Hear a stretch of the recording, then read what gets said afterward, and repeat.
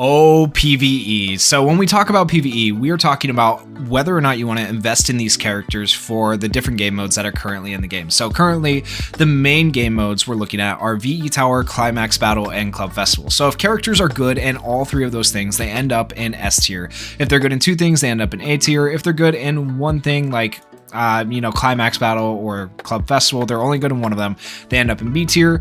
If they may somehow get used, oddly enough, like maybe Redestro you use in a Climax Battle, they end up in C tier. And then D tier is where you will like pretty much almost never see these characters used unless people just really don't have like a tank, maybe you need to use twice or something.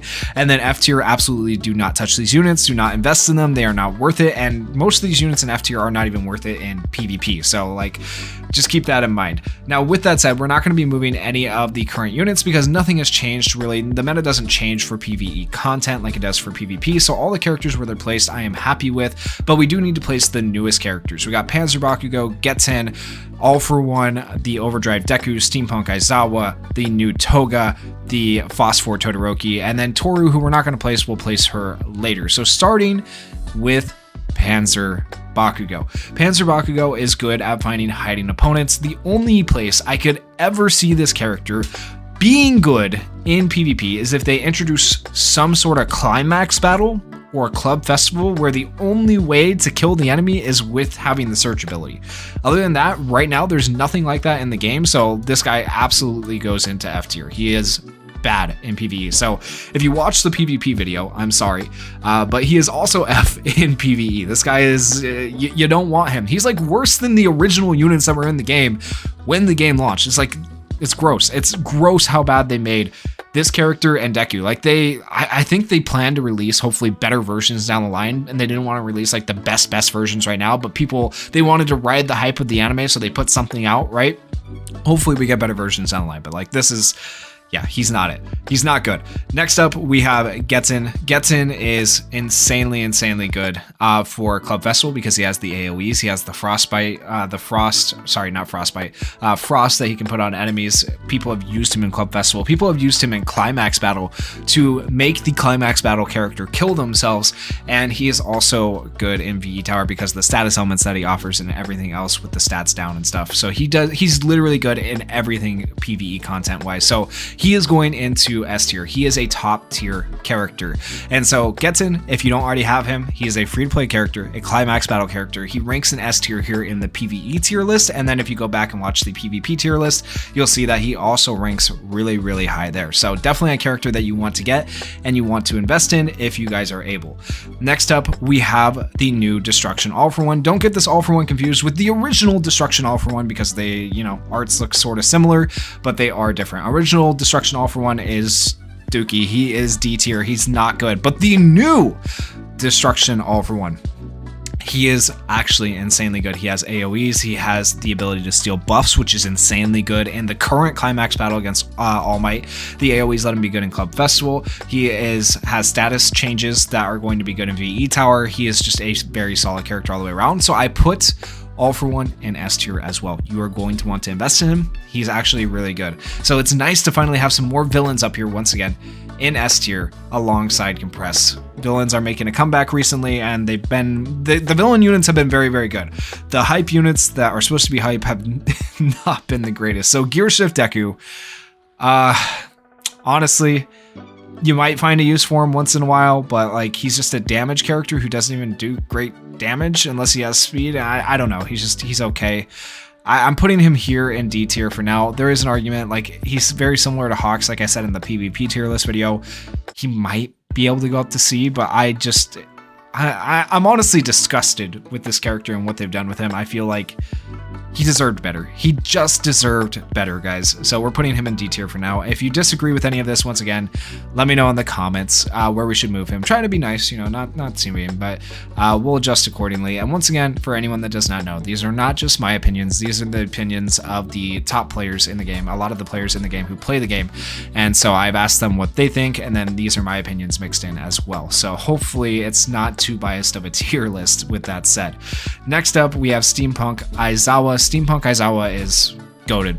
Absolutely freaking amazing. Really good in PvP, high up on the tier list, and same thing in PvE. He's actually at the top of the tier list in PvE because of everything that he does. I don't need to go over what he does. Everybody has this character who's been playing recently, unless you're new to the game, but if you ever get a chance to summon for Steampunk Aizawa, he is the best Steampunk character in my opinion. He is far better than Steampunk Deku and far better than Steampunk Bakugo, which is why they are in A tier and lower than him. So if you get the chance to get him, absolutely summon for that Aizawa. Next up, we have the new Strength Toga. Strength Toga, this one is going to surprise you guys, but with all the stuff that she does, the status ailments, the status changes, the AoE, like multi-hit attacks, goated. Actually goated. Another villain going into S tier. I told you guys, villains they went crazy with recently. Like the villains, absolutely freaking phenomenal. I am so happy. So happy. You guys don't even know that Getten, All For One, and Toga all going to S tier. It makes me so happy. Additionally, we have the new Todoroki. So Todoroki, we gotta, I don't know how I feel about this character in PvE because he gets rid of crits. He gets rid of crits. So that automatically means he is not good for VE Tower because you need crits in VE Tower. That's rough. Now, when it comes to like Climax battle, he could be really good because he stops crits in other Climax battles, not specifically the All Might one because All Might doesn't do crits anyways, but other Climax battles he could be really good in. Specifically against the Night Eye Climax battle, I could see him being very, very good. He has Pierce, Night Eye has Barrier, he'll be solid in that Climax battle, right? So that's one thing he's good in. And then if we're talking about Club Festival, he is okay. Like, he doesn't have AoE attacks. One of his skills doesn't even have an attack. I mean, I feel like he's not going to be the best in Club Festival. Maybe. We'll have to see when we actually get a Club Festival to come back around in game. But he will lower the amount of damage enemies do in Climax Battle, which could be useful for some people to score higher than they ever like normally would. But I feel like if you're trying to be a top scoring player, you're probably not going to be using this character in Climax Battle. So I feel like he might, or not Climax Battle, Club Festival. I think I've been saying Climax Battle this whole time. I meant Club Festival if I said Climax Battle. But I feel like he will be used in Climax Battle. He might be used in Club Festival. He'll almost never be used in VE Tower. So for that reason, I'm going to put him in B, which is niche uses. It's good in mainly one thing, might be okay-ish in others, right? That sounds exactly like what Todoroki is, so that's where we're going to put him. I feel like he does better in PvP. He's a better PvP character, but he can be okay when it comes to Climax. I think he'll be good in Climax Battle, but okay in Club Festival, not the greatest. And then last, we have Toru. Once again, I'm not going to place Toru because she's not in game yet. We don't know where she's going to rank. Once again, I said this in the PvP video. I'll say it now again.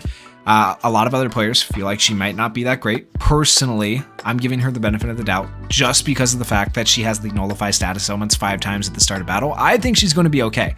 I think she's going to be an okay character. I don't think she's going to be anything crazy broken, but I do think she's going to be a decent character. So we'll see when we get her in the game in the future how it all turns out. But yeah, that is the PvE tier list, guys. Let me know if you guys would change anything down in the comments. And if you guys did enjoy the video, please consider going down there, hitting that like button, hitting that subscribe button, and thank you guys so much for watching and supporting the channel.